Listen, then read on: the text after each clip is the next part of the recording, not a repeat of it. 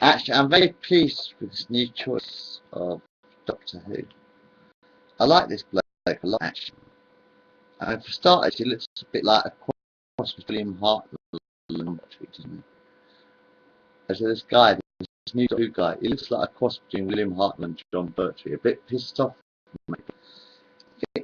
I've written a script. I've written a script here. It is. First one, this is my you. How do you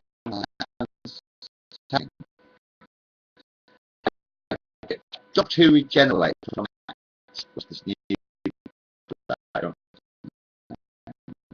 so fuck it. I thought that's good. That's it. That's the script I've written. The new Doctor Who. He regenerates and says, "Oh fuck it." But you should actually put your attitude into the Doctor. And I think one thing about this new Doctor Who, like cowboy or something like that, sounds like a chocolate bar to me. Garibaldi, is it? Or I don't know. Wherever this guy's name is, anyway. He looks like he sounds a really interesting fella.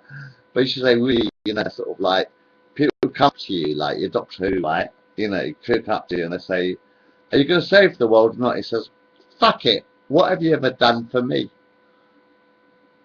Wouldn't that be a great Doctor Who for Doctor Who script? Fuck it. You want me to save the world? Fucking hell, man. What have you ever fucking done for me? That'd be a good one. Anyway, yeah, I'm Bill. I did make some Doctor Who's over the millennium, actually. I did the Millennium Doctors, the last Doctor. Well, the end of the third. No, well, probably the end of your Doctor, actually, Mr. What's his name? I don't know what the Doctor's name is yet. The new Doctor, the 12th Doctor. I'm 13th Doctor, probably. No, I'm dead, actually. But no, I probably will be by the time he's finished. He'll carry on for about 10 years if I'm lucky. Anyway, yeah.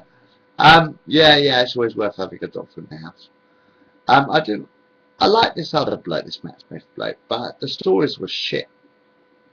It was completely shite. A lot of the stories were completely fucking shite in that last series. And I got really bored with it very quickly. So I think we need an older Doctor to show them the ropes. But I like this new bloke. He looks like he's going to be an exciting Doctor. Fuck you, you fucker. Why should I fucking help you, you fucking cunts? I don't know. It sounds interesting. But no, I did the Doctor Who series. You won't find it now because it's not on this modern technology, unfortunately. Whereas no, fortunately, probably, because this is really slow, isn't it? Like you move your hand, it takes half an hour to move across the screen. Now, I used to make video shows on VHS video, you see, in the year 2000. Because in the year 2000, we had video cameras, you see. Over the millennium, I did the Millennium Doctor. I've already done my time, thank you very much. I've already done my time. I did the Millennium Doctor. You see, actually, did you know that Doctor Who got cancelled in about 1987 or something like that, in the 1980s or whatever. Anyway, they cancelled Doctor Who. So what I did was at the end of the millennium, 1998 to about now, actually, well, to about 2009 before I had the YouTube, because I can't record anymore on VHS because they destroyed my VHS camera and they've destroyed the analog television. So I've got 5 more analog televisions in the background. But anyway, no, I did the Millennium Doctor Who, you see. Because they cancelled Doctor Who, what I did was I did the Millennium Doctor Who. And I explained, the fact that Doctor Who is only supposed to have 12 lives. I actually sent this to the BBC once, the stories. I sent it to the BBC.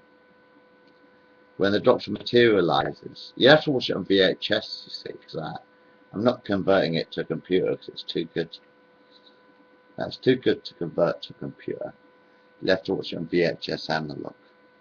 But I did a Merlin story when the Doctor lands on Earth, and it's sort of like about 400 and something or other. And he gets found by Uther Pendragon. And he says, what year is it? He says, it's 400 and something or other. He says, oh, I'm early. He says, hello, Merlin. Nice to meet you. So I did a Merlin story on a bit. I'm not going to repeat it, but I did a Merlin story. And as the Doctor, who gets really old, then Madame Flavia finds him, and then what happens in my story anyway that. The Doctor comes, visits the Lady of the Lake, who's an alien you see on Atlantis, a Lady of the Lake. But anyway, the Lady of the Lake restores his lives. So he's got however many lives he wants, you see at the end of My Doctor. My Doctor is when he regenerates for the final time by meeting the lady. Because what happens is, at the end of the story, the Doctor crash lands in ancient Britain. I mean, when I recorded the films, it was in like my films. I did it in 1998, 1999, 2000, 2001.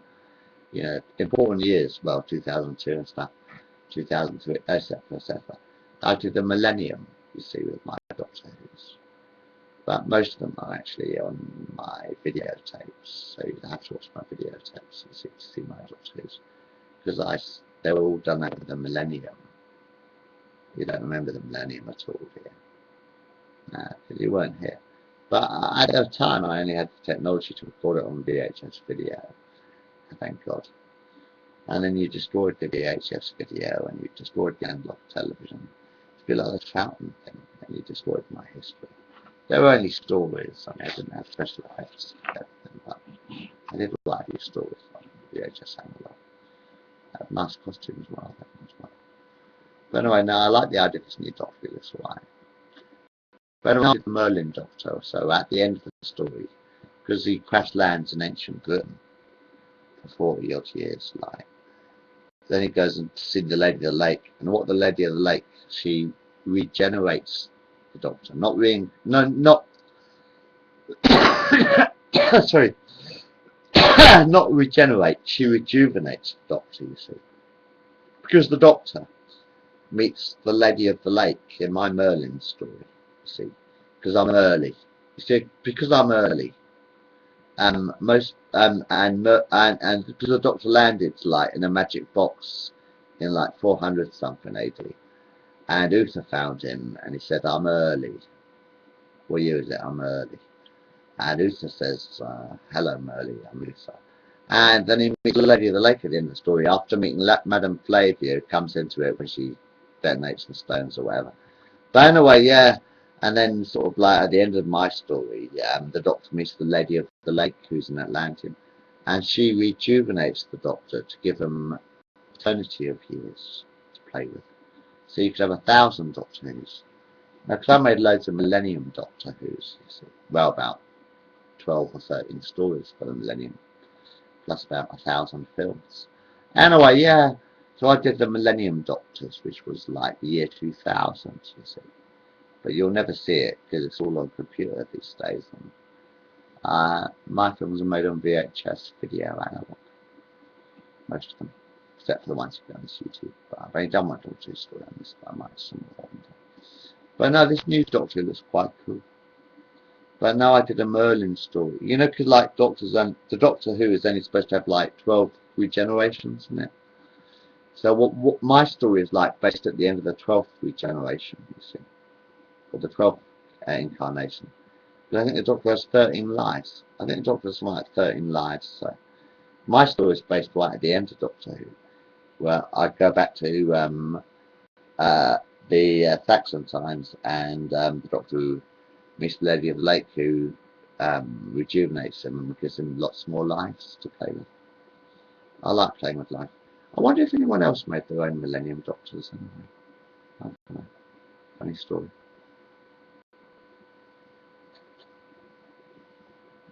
Anyway, yeah. Let me think of a story. Okay.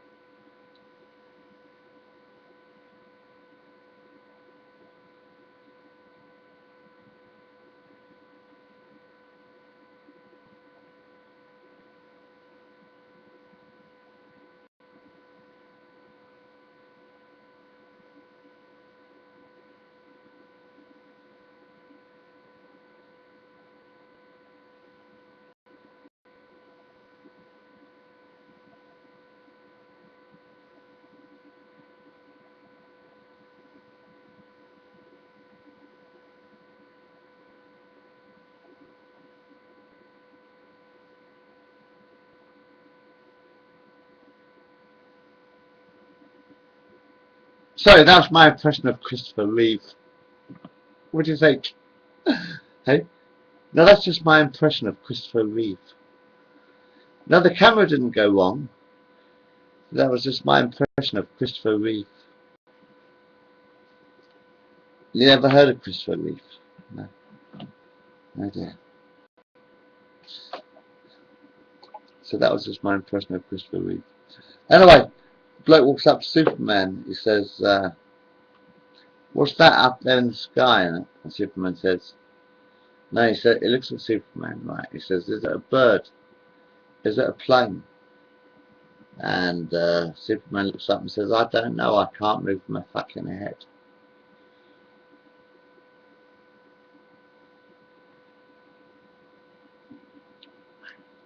That was a nasty injury, wasn't it? And Superman got paralysed. How ironic was it when Christopher Reeve got completely paralysed from horse riding? So maybe you should actually invent a helmet. You know how they have those horse hats when they're show jumping? Actually, I did have an idea after the Christopher Reeve accident. You know, he got paralysed from show jumping or something. I thought, what you could do is you have a helmet. You know, like you have normal riding helmets. But what you do is you have a steel brace at the back of the neck. Like literally like a shield at the back of the neck of the riding cap. About Christopher Reeve, so, you know, Superman, who got paralysed from a riding accident. What would be a good idea, seriously? The neck is the weakest part of the head, isn't it? Normally when you land on your skull, which is quite a strong bone. Actually, the skull is quite a strong bone. So normally when you fall, you might land on your skull. Normally land on your skull. Or your shoulders. Your shoulders are quite strong as well. So you land on your shoulders. But for some reason, Christopher Reeve is like fell off a horse. I don't know, he must have twisted his neck somehow. Anyway, he broke his neck. He broke his neck. So he was completely paralysed from the neck down. God, can you imagine how embarrassing that must be? Paralysed from the neck down.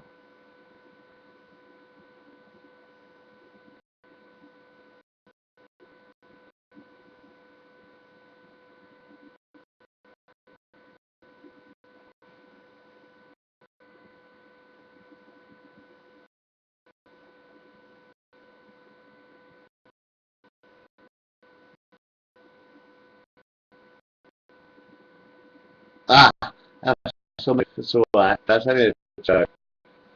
No, it's weird. But I think actually might be serious. In show jumping, because in show jumping, riding the horse, you're jumping over fences. You know how when you show jumping, riding over fences, aren't you?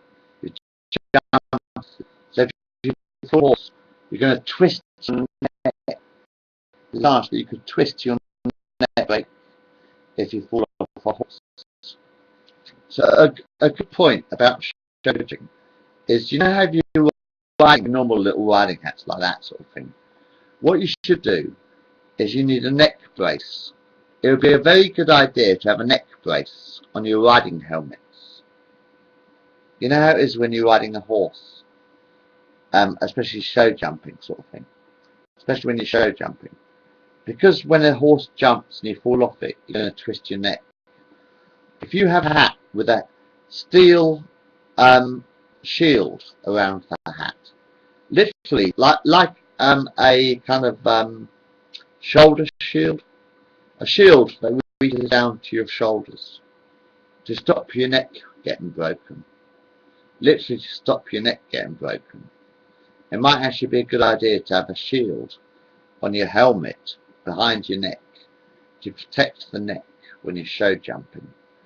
So that if you do fall off your horse, you land on the shield rather than breaking your neck. It's good advice. Take it from one who's been there.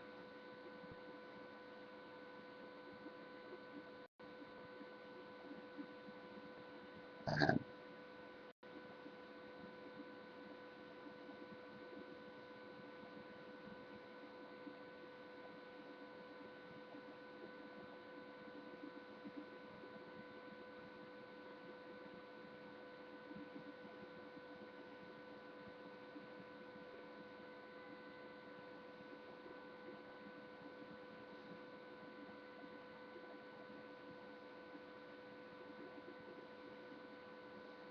I gave him like 25 quid today to get some fucking marijuana.